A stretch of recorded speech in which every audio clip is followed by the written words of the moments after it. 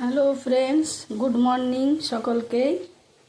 আজ সকাল সকাল কি বানাবো, টিফিন টিফিন টিফিন চিন্তা করতে করতে তো মাথা খারাপ হয়ে যায়। একবার টিফিন, একবার দুপুরের খাবার, আবার বিকেলে টিফিন, আবার রাত্রে খাবার, 4বার করে খাবার বানানো।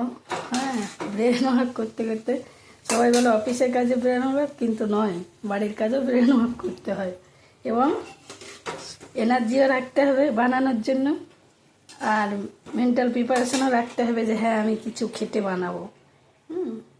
তো যাই হোক, সব কিছু মিলেমিশেই এই যে বানিয়ে ফেললাম আমি একটা নতুন রেসিপি আমার নিজের থেকেই। পাপচি টাইপের, পাপচি নামটা হয়তো শুনেছেন, কিন্তু এই রেসিপিটা অনেকে বানিয়েছেন কিনা জানি না। যদি বানিয়েছেন তাও ঠিক আছে, আর না বানিয়েছেন তাও একটু শুনে নিন, দিয়ে বানাবেন। আমি এর মধ্যে দিয়েছি আটা, ময়দা দিইনি, ময়দাতে অনেক সময় গ্যাস হয়ে যায়।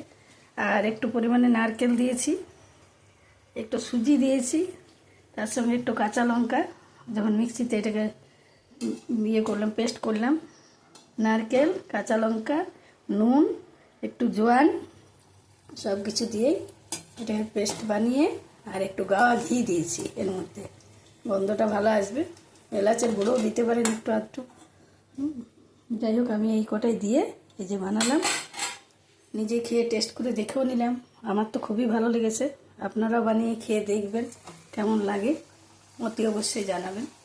আমার হাজব্যান্ডেরও খুব ভালো লেগেছে, এই যে তিনি অলরেডি দুটো খাচ্ছেন এই যে সোফাতে বসে বসে। তো যাই হোক, আর এইগুলো আমার মেয়েদের জন্য আমি যা কিছুই বানাই এবং মেয়েদের খাইয়ে এবং নাতিকে খাইয়ে খুবই খুশি হই। তো বড় মেয়ে কাছাকাছি আছে বলে ওই পাই, আরও দুজন তো এখন বাইরে আপাতত, তাই ওদেরকে দিতে পারি না। ওরা যখন আসবে তখন বানিয়ে দেবো। আপনারা বানিয়ে খাবেন, কেমন লাগলো নিশ্চয়ই জানাবেন।